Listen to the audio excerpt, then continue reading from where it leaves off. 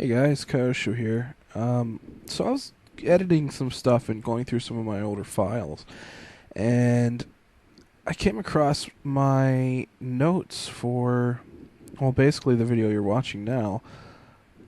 So I did the Let's Play of The Dark Eye over a year ago. I finished it over a year ago on March 3rd, 2011, according to YouTube.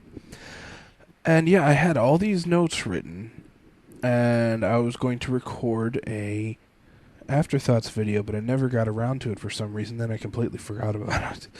I moved on to. I don't even remember what game I did next. Was that Minerva? I don't remember. But, anyways, I kind of want to just real quickly go over this because I think it's interesting. Um, Especially the later part. But I'm going to read you my thoughts, overall thoughts of the game first, but then the later part's more interesting because I actually emailed the creator of the game right after I finished it, and he emailed me back. But first, I'm just going to go over the my general thoughts on it. First, oh, by the way, these are in random order. First, the interface was kind of a pain. The hand by the edge of the screen animation thing where it would rotate always drove me crazy and threw me off. Um, there was a lot of pixel hunting. Basically, constantly scanning the screen with the mouse, but being that it was an adventure game from 1995, that's kind of to be expected. Um, I would have preferred a little bit more gameplay. There was always this problem of having to click around until you got things going, rather than there being like a logical method to the telling of the story. It's just, I don't know. Also, there were a few glitches and bugs that you guys saw. I don't know if some of that's from playing on a modern computer or not. Especially that one main bug I ran into where I couldn't get back into the one story and had to like jump through. It was kind of interesting, but yes, there were some minor details that were a little weird with the game. Like some of the backgrounds didn't match up. Like they reused some without noticing that there were elements that shouldn't be there yet, and yeah, there were some little things like that. But I don't know. Most of the stuff is negative as I'm reading through this, but I really did like the game. But anyways, I'm just going to continue. I wasn't a fan of how the stories were slightly different from each perspective. I don't know if it was intentional or not, whether it was each side of the story told how they'd remembered it, but in every case, half the people died, so they wouldn't remember anything. But I personally would have preferred them to line up exactly to perfectly sync up. I get the idea that it was supposed to be from their specific mental perspective, like when you watch a TV show and they have those episodes where characters tell the same story different ways from their perspective of how they thought it went. But I don't know, just for game purposes, it just was weird to me that things didn't sync up exactly. Another thing, the inclusion of the Mask of Red Death, that whole video thing, and well, I guess it was like almost like story time. It was like listening to an audiobook, or like when you're a little kid and listening to those. I don't even know if kids do this anymore, but when I was a little kid at my library, you'd get these books from the library and you'd listen to the tape and you'd flip along with the tape. And that's kind of like what that Mask of Red Death was. You're basically looking at slides. And I'm not saying it was bad. I mean, I enjoyed the story. It just came out of nowhere, and it kind of stopped the game in its tracks. I was not expecting it, and it just seemed really random. But it didn't seem to entirely fit in with the overall theme of what else was going on. I don't know. But Annabelle Lee, the other story that was like that you just kind of ran into and watched, that did fit in a lot with what was going on. So whatever, I don't know.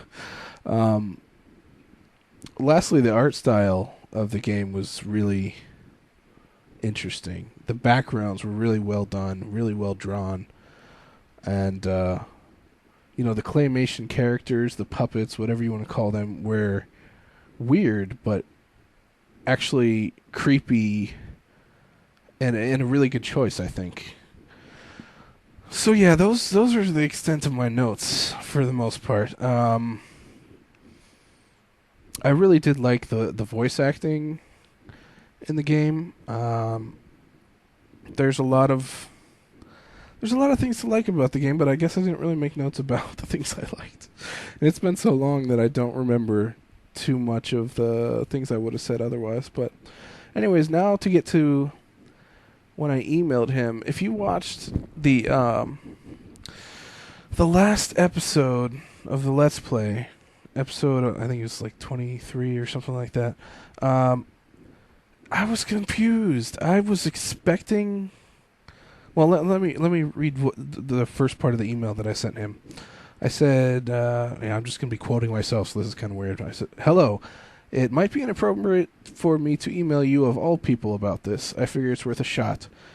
I spent time searching the internet for people who talked about the ending to the game, but came up with nothing. I just finished it, and I'm a bit confused. I feel like I missed something. It feels like the ending was supposed to be a moment of revelation, similar to the ending of movies like The Sixth Sense, The Prestige, The Illusionist, etc. But I just didn't get what happened. Was it meant to be up to the interpretation of the player, similar to Donnie Darko, though I believe the director had a very specific intent with that film, but still. The character in the game seemed to have a moment of revelation, but I didn't. I really think I missed something. Would it be extremely rude of me to ask what your intent with the ending was? What you meant for it to mean?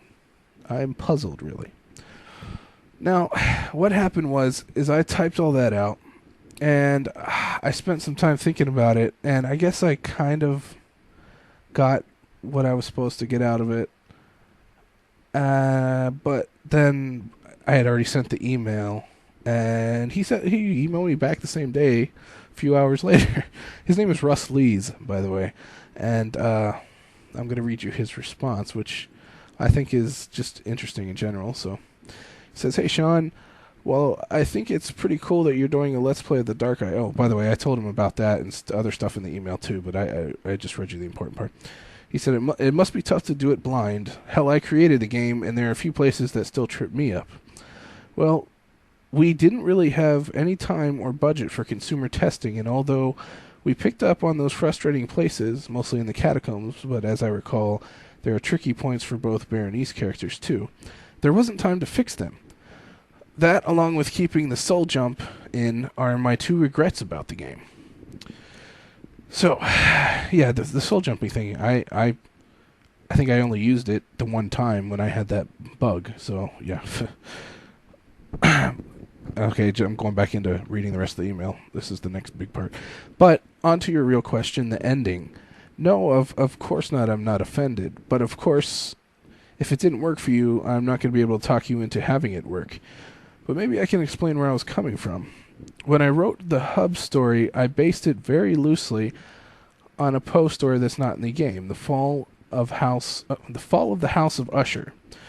That story also ends with a collapsing house, one that basically falls in on its own decadence. So my story reaches climax in a similar way that Poe does. That is, it isn't like The Sixth Sense or The Illusionist or the Usual Suspects or those. And if you're set up to expect that, I can see why you're disappointed or confused. Poe's tales generally climax with an emphatic statement regarding the depth of the horror, not with something that makes you go over the narrative to see the clues you missed. If I may, Poe's climaxes are more emotional, whereas those other ones are more intellectual. So, for example, in Telltale Heart, when the murderer tells the police to rip up the floorboards, there's no big revelation there. Nothing that makes you rethink the whole tale. No, what's there is the realization that the speaker is even crazier than we thought.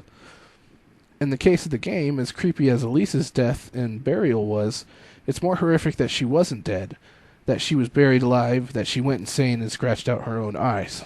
And on top of that, the implication is that the player has also been exposed to the burning oil, and that's where all the nightmares come from. And the player, therefore, is also going insane. At least the part is in there for me, but I'm certain it doesn't come across for most players, and I'm not sure it matters. So yeah, it's tough for little puppets to carry a lot of emotional weight acting wise, and I can understand that for some players it might not land. But that's what I was going for. Hope this helps, Russ. So yeah, I actually did read the Fall of the House of Usher, and I kind of get where it was based on that. There are a lot of little details that are similar, but it's almost like a spiritual kind of sequel kind of thing, like in games that like BioShock is to System Shock, that kind of thing. This is similar but very different. But yeah, the actual house collapses in on itself in that story. And well, of course, I haven't read any Poe. I said that in my Let's Play, so that I didn't want to be spoiled about anything. So I'm kind of glad I did that. But so yeah, the thing that had me puzzled was, if you watch the end of that last video I did in the Let's Play, I even rewatched the beginning words where he says, "I'm not mad and I'm not dreaming," or whatever. He's not insane.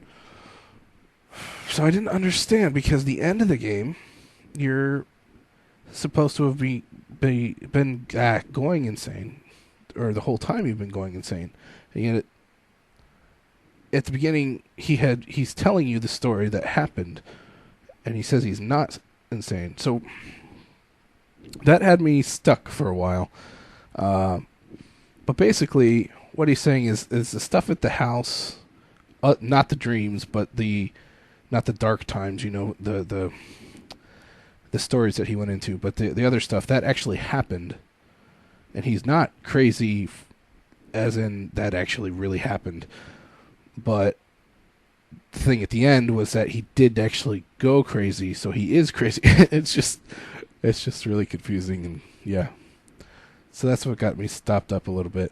But yeah, for some reason I was really expecting some sort of big twist.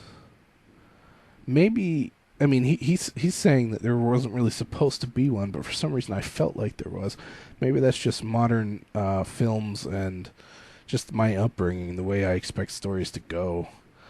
But yeah, I don't really have anything else to say. I really did enjoy that game, and I'm just sorry I didn't do this video back when I finished it. Yeah, I just thought you guys who have watched the Let's Play might like a little bit of closure on that as well. So yeah, until next time, goodbye.